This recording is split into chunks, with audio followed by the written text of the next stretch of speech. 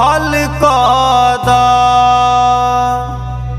ए बुची एगो कहल कदा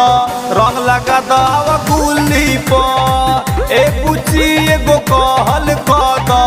रंग लगा दा हमरा गुली पर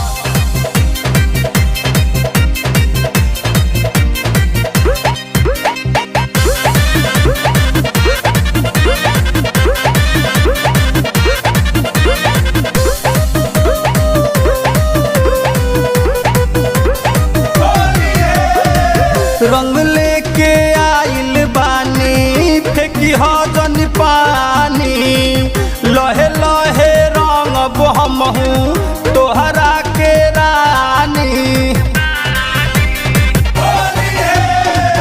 रंग लेके आइल बानी फेंकी हजन पानी लहे लहे रंग हमहू तोहरा के रानी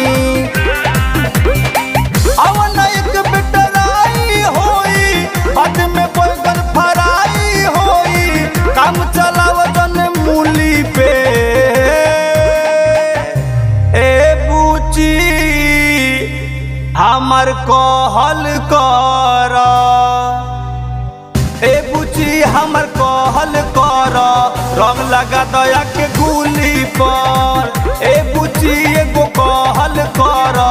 रंग लगावया के गुली पर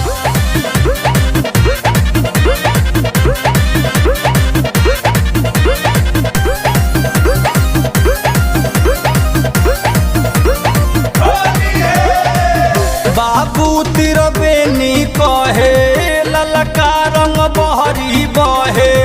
रतन के पिचकारी हो जई हो तू बद में मोहे बाबू तिरबेनी कहे ललका रंग बहरी बहे रतन के पिचकारी हो जई हो तू बद में मोहे अजीबत सारा पाका होई अभी तू देखो आगे काका होई नंबर लागल बटे जूली पे ए बुची हमर कहल कर ए बुची हमर कहल कर रंग लगा दया के गुली पे